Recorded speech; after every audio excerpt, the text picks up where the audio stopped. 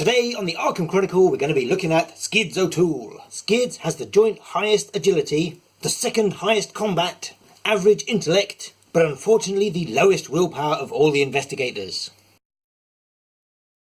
His signature ability says, during your turn spend 2 resources. You may take an additional action this turn, with a limit of once per turn.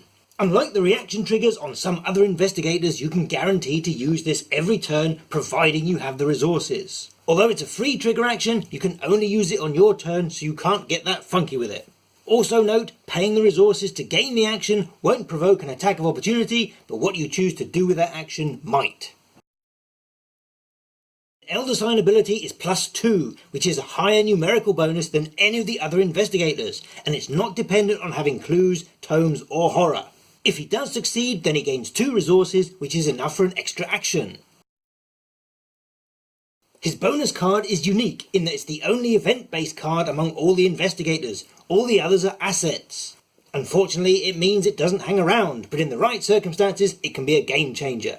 It says, fast, play after your turn begins. Now, after your turn begins is before you take any actions. If you drew this card with the card draw action in your investigator phase, it would be too late to play it. It must be after your turn begins because after means immediately after. Until the end of the round, non-elite enemies cannot attack you. In the core box there are 33 enemies. 30 of them are non-elite and 3 are elite, including our friend, the Mystery Monster. Note, it doesn't disengage or evade them, but it stops them attacking in the enemy phase and making attacks of opportunity. This card also has the most icons of any card in the core set. There is no other card that can give you 3 agility or 3 intellect icons. And like all investigator-specific cards, you can only have 1 copy of this card in your deck. Skids' weakness can have a very punishing effect. In a campaign, this can be inconvenient, particularly if you do badly in a scenario and don't get that much experience. But if you're in the last game of a campaign or a standalone scenario, then just ignore it. Hospital Debts is neutralised when it has 6 resources on it, and you can move 2 of them from your resource pool each turn. Note that it says move and not pay, so if you had a card that reduced the cost when paying for things, it would not affect this movement of tokens. This card is very thematic and very inconvenient, as Skids needs these resources for extra actions. Because Skids has access to a number of fast effects, it's important not to deplete his resource pool. As this card has a free trigger action, it can be used throughout the round. The last place is at the start of the upkeep phase. Unfortunately, this is before gaining a resource. But fortunately, before the opportunity to draw Paranoia. The first window would be just before the Mythos phase ends, after encounter cards have been resolved. This is a good place to do it, as you will have spent resources to mitigate treachery cards. You'll also be entering the investigator phase when there are plenty of opportunities to gain resources. If you want to get super weird, you can play it during any skill test. It's very important to remember that like cover-up, it will not discard itself after you fill it up with the 6 resources. It sits in your threat area, meaning you won't see it again if you have to shuffle your deck.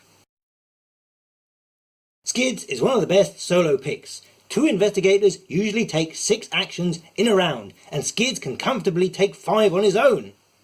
Unlike a pair of investigators, Skids will only draw 1 encounter card per round. He has the second highest combat and the joint highest agility, and plenty of cards allowing him to fight or evade. His willpower is definitely a weakness, and with no way to scry the deck, he can be susceptible to willpower-based treacheries. He also has very little in the way of investigation or clue gathering, and no way to boost his intellect stat. As a team player, the Guardian class lets him help other investigators with dodge, vicious blow, and first aid. With access to the most firearms at level 0, he can easily step up as a front rank fighter. But the rogue cards definitely make Skids an individual, and you may find him constantly wandering off, doing his own thing, using his sick mother as an excuse. Out of the core box he plays fine, with plenty of firepower and resource generation, and several choices on how to boost his low willpower.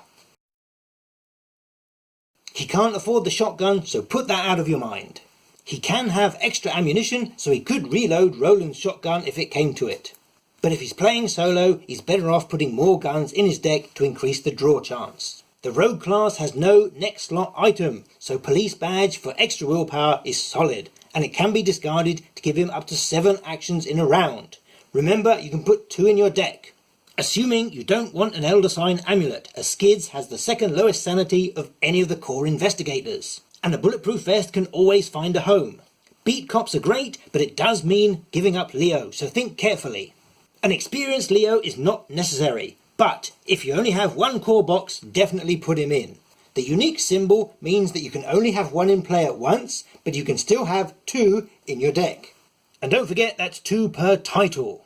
But don't overlook the cat burglar, particularly when playing solo, as multiple disengage and free movement is really strong. Once in play, he doesn't cost cards or resources to use. Hot Streak is amazing and gives you 10 resources so you can chuck away your emergency caches on 5 extra actions, right?